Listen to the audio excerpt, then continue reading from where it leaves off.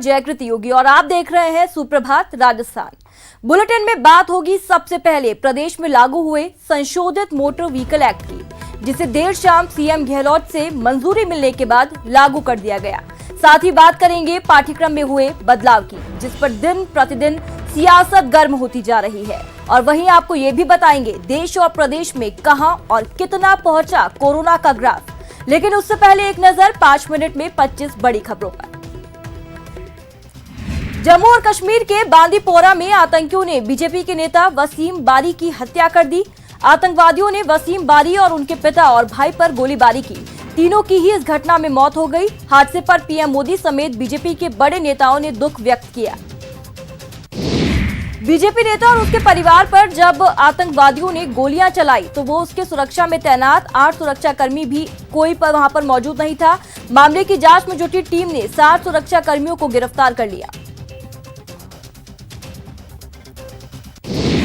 सुरक्षा के लिहाज से भारतीय सेना ने बड़ा कदम उठाया है। भारतीय सेना ने अपने जवानों से कहा कि फेसबुक, टिकटॉक, ट्रू कॉलर और इंस्टाग्राम जैसे ऐप्स अपने स्मार्टफोन से डिलीट कर देने चाहिए। प्रधानमंत्री नरेंद्र मोदी की अध्यक्षता में बुधवार को कैबिनेट की बैठक हुई, जिसके बाद केंद्रीय मंत्री प्रकाश जावड़ेकर ने कहा कि गरीब कल्याण अन्न योजना की अवधि नवंबर तक बढ़ा दी गई है। इसके तहत 81 करोड़ लोगों को 203 लाख टन अनाज दिया जाएगा। कैबिनेट के फैसले के तहत उज्ज्वला योजना के तहत मिलने वाले 3 सिलेंडर की अवधि बढ़ा दी गई है, जो जून से बढ़ाकर अब सितंबर तक कर दी गई है। इसमें 13,500 करोड़ रुपए का खर्च आएगा। इसका फायदा 4 करोड़ गरीब महिलाओं को मिलेगा। गृह मंत्री अमित शाह ने कैबिनेट की बैठक में हुए फैसलों की तारीफ की और गरीबों को राशन देने वाली प्रधानमंत्री गरीब कल्याण अन्न योजना के नवंबर तक विस्तार के फैसले को मंजूरी देने के लिए पीएम का आभार जताया।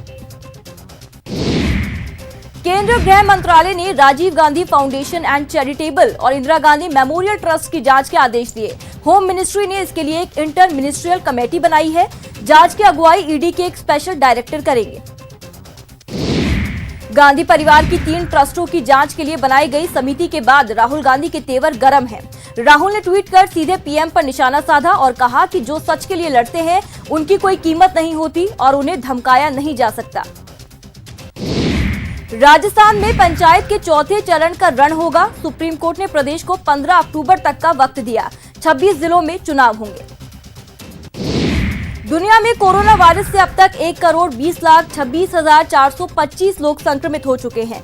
इनमें 69,53,726 लोग ठीक हुए हैं, तो वहीं 5,48,216 लोगों की जान जा चुकी है। देश में कोरोना पॉजिटिव मरीजों की संख्या बढ़कर 7,42,000 के पार पहुंची, जबकि 4,56,000 से ज्यादा लोग अब तक रिकवर हुए हैं। अब तक 20,642 मरीजों की मौत हुई। दिल्ली में कोरोना पॉजिटिव मरीजों की संख्या बढ़कर 1 लाख को पार कर गई है, जबकि 74,000 से ज्यादा लोग अब तक रिकवर हुए। दिल्ली में कोरोना से 3,165 लोगों की मौत हुई। महाराष्ट्र में कोरोना पॉजिटिव मरीजों की संख्या 2,17,000 के पार पहुंची, तो मरने वालों का आंकड़ा 9,250 तक पहुंच गया। महाराष्ट्र सरकार ने बुधवार से होटल, गेस्ट हाउस शर्तों के साथ खोलने शुरू कर दिए। बुधवार को बिहार में कोरोना के 739 मामले सामने आए। राज्य में अब कोरोना पॉजिटिव मामलों की कुल संख्या 13,274 हो गई है। पटना के डीएम ने 10 से 16 जुलाई तक के लिए संपूर्ण लॉकडाउन घोषित करने का फैसला किया।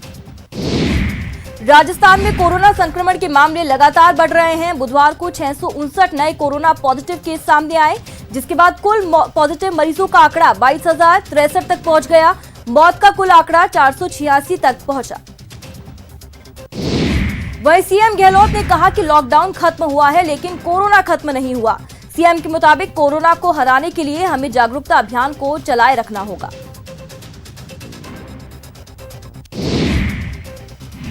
सीएम अशोक गहलोत बुधवार को राजभवन पहुंचे, जहां उन्होंने राज्यपाल कलराज मिश्र से मुलाकात की।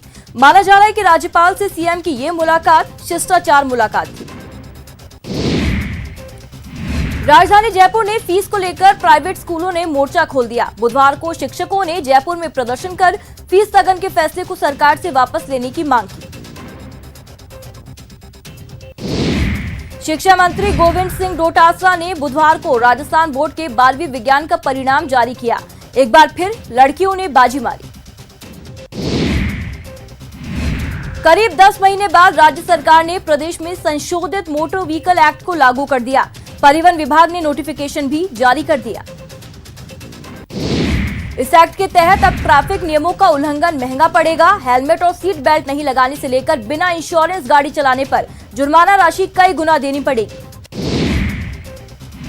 बॉलीवुड के लेजेंडरी एक्टर और कॉमेडियन जगदीप का देर रात निधन हो गया। वो 81 साल के थे। जगदीप मशहूर फिल्म शोले में सूरमा भोपाली के किरदार के साथ साथ 400 ज्यादा फिल्मों में काम कर चुके थे। बीसीसीआई अध्यक्ष सौरव गांगुली ने बुधवार को घोषणा की कि एशिया कप 2020 रद्द हो गया है। यह ऐलान एशियन क्रिकेट काउंसिल की गुरुवार को होने वाली बैठक से एक दिन पहले किया गया।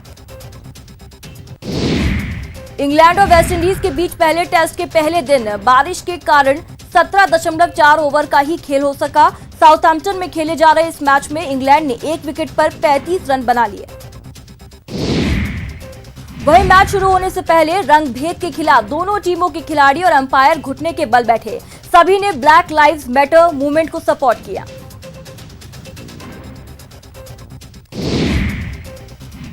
और एक बड़ी और दुखद